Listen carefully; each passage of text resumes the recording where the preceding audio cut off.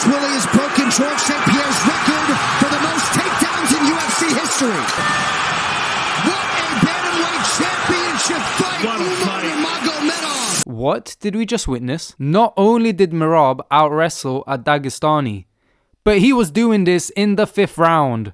In the last 30 seconds. I saw some comments saying he's on some juice or on a little bit of the McGregor sugar, if you know what I mean. And at this point, I wouldn't even put it out of the question. This is by far the greatest cardio we have ever seen in the UFC, let alone in the history of humans. Merab didn't just turn up to fight. He turned up to prove a point.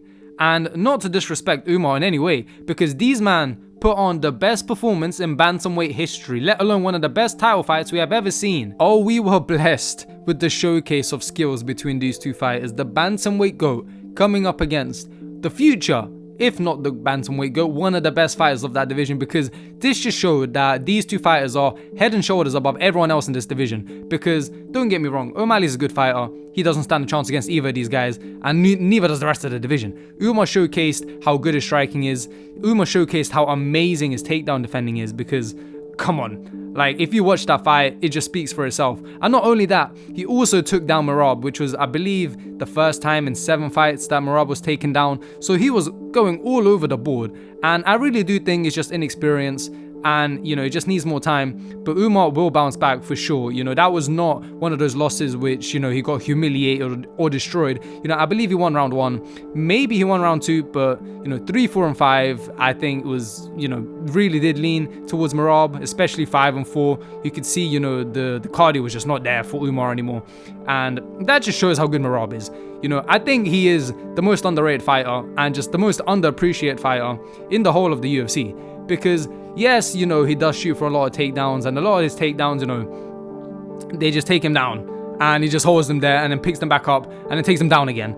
And, you know, that's just his game plan. I understand at times it can get a bit jarring, you know, watching that over and over again. But I think after yesterday's fight, you know, he was striking a lot, he was keeping a distance, and he was landing on Umar as well. You know, he was getting pieced up on the feet, I'm not gonna lie.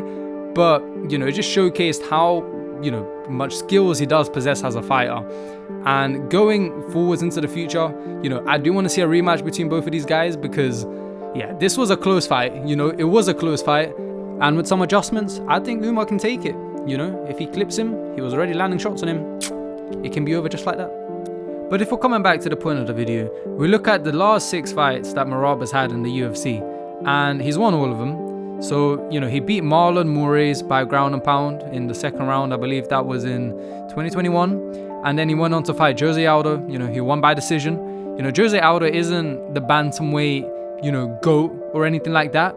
But either way, you know, beating Jose Aldo is a big name on your resume, you know, especially with, you know, his previous history in the featherweight division and everything. Jose Aldo isn't one to mess with. Then he goes on, he beats Peter Yan by unanimous decision. And, you know, Peter Yan is one of the best of that division of all time as well. You know, Peter Yan is not one to mess with. Then he goes on and beats Henry Cejudo, and the way he does is just, well, it was, I wouldn't say humiliating, but he really just dismantled Cejudo. You know, Olympic wrestler, double champion before. I know Cejudo was coming back off a loss, not off a loss, but, you know, he was retired and he came back, and, you know, they threw Merab at him, which was probably one of the worst people they could have, because, yeah, the way he was picking him up, slamming him down, talking to Dana, it was, you know, it wasn't the best look for Henry Cejudo. He beats Sean O'Malley, you know, to become the champion. And, you know, O'Malley was picking it up in the final rounds, but either way, beats O'Malley, who was the champion.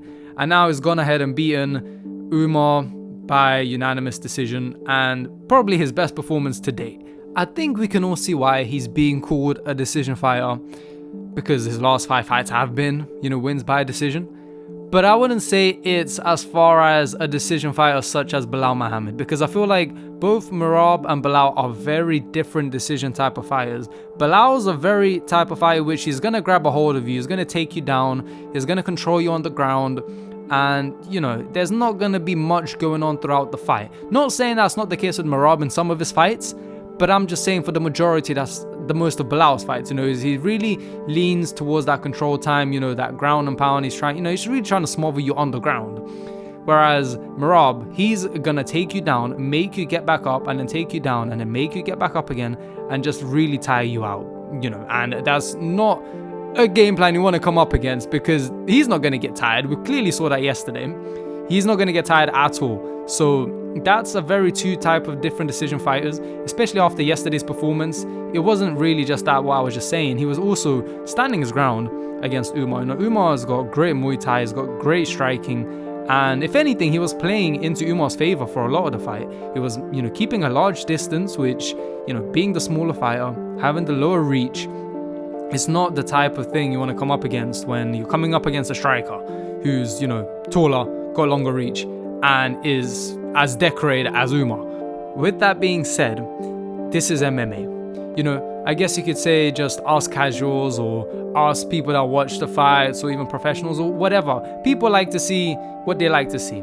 Some prefer ground game, some prefer stand-up. A lot of people prefer stand-up, actually. But, it's just the way the thing is. And you don't see it for certain fighters, which are fan favorites. People like Oliveira, he's got the most submissions in the UFC. Yeah, he's also got really good striking. He's got knockouts. And I guess, people enjoy that. Whereas, someone like Khabib, a lot of people like Khabib as well because of his, crazy pressure. Just similar like Merab, takes you down, smothers you on the ground, and, just really makes you quit, breaks you down. Then you look at other fighters, such as strikers. You can look at McGregor, O'Malley, whoever, who don't really want to have that ground game and, don't like that side of MMA. They acknowledge that it's there, but they don't like that side of MMA. And I feel like with Merab, he's now sort of transitioning into it, becoming more of a fan favorite as well. Because I feel like, especially after yesterday's fight, he really got a big crowd cheer and reaction at the end of it. If you watch it back for, the post interviews, or if you can watch back the fight when it ends, especially when he was, taunting the whole fight, emoting, he was really getting the crowd going. So I feel like he's sort of transitioning into that acceptance phase, as I would like to call it, where even though he has his style where he, takes people down, and, a lot of people on Insta and TikTok, if you still have TikTok, are going to be in the comments saying, oh, he's a decision fighter, he's so boring, blah, blah, blah.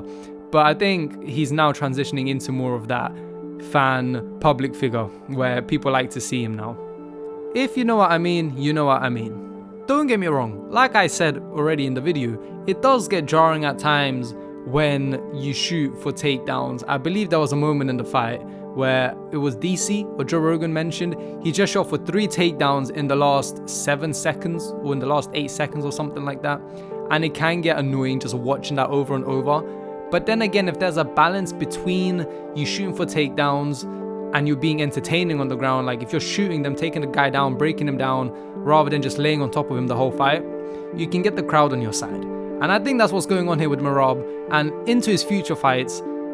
Even if he doesn't change up his style and he just continues the way he's going, he's going to get a lot more people on his side because he's got the story, coming from nothing, you could say. He was working construction, becoming a champion, being an underdog.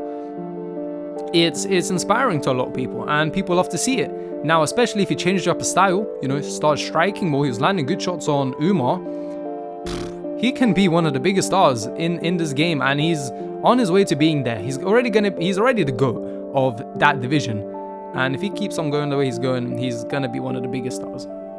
That's just my unbiased opinion, I would like to say, and everyone has their own opinion. So let me know down below what you think. Maybe you are one of the people that think Umar should have won that fight. Let me know down below why you think, if that is one of you. And this is a place, a community where we try, for the most part, be unbiased and look at all sides and just be very objective about everything. So let me know your thoughts down below, what you think, and if you agree, if you don't agree, and if you really do think that Merab is still one of the most disrespected and underrated fighters, or he deserves that disrespect and people calling him a decision fighter, and you hate to watch him and you don't like him. With that being said, if you enjoyed it, drop a like. I'll see you in the next one. Bye bye.